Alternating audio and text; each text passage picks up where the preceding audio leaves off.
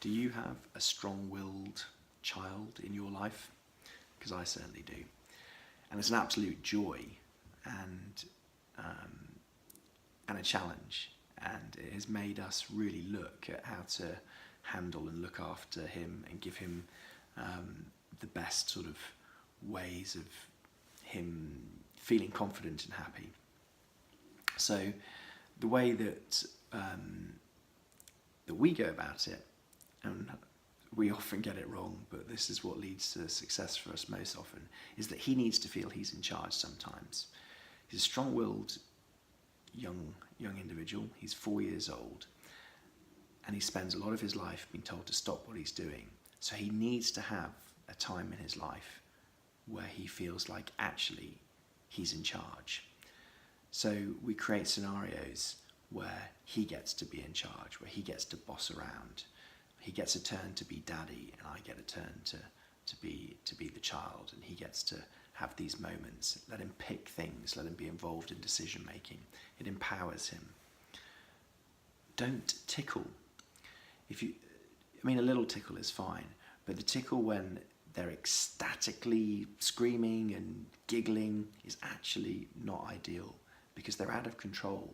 If you're overpowering them and they're totally out of control, even though they're giggling, it can be quite a scary prospect, and it's a total lack of empowerment.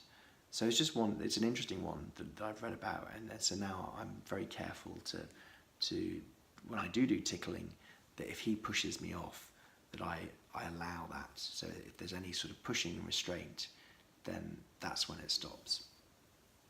I let him beat me up. We have set times for play fights with clear rules about what can and can't happen. But it's basically roll on the floor and we just have a total rough and rumble. And I think that's absolutely vital. I think it's called rough housing. I'm regularly stupid. So if he asks me to help him with colouring in, rather than doing it perfectly, I make mistakes so that he can say, "Stupid daddy, this is how you should do it." So he gets that empowerment. He gets to say that he knows how to do it. One of the real key things though is empathy. It's demonstrating that when something is really annoying him, that he knows that I've listened and I've understood what's happened. So connecting and really going to the root of what is it that's upsetting? There's some massive behaviour going on here, but something's obviously triggered it around, and empathy is the key to resolving it in the long term. Something that a psychologist said to their son one day, and I immediately went over and was like, "What did you just do? That was amazing."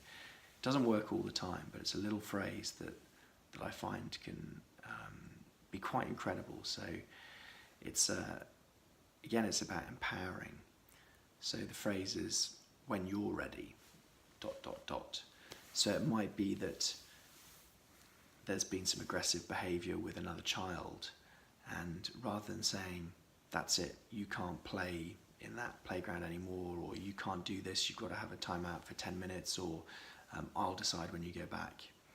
Sometimes saying, "When you're ready to play kindly and nicely, you can go back." And I've seen my son spend 5 minutes waiting until he's ready to go back, because it's almost like the control has been given back to him, and it's confusing at first.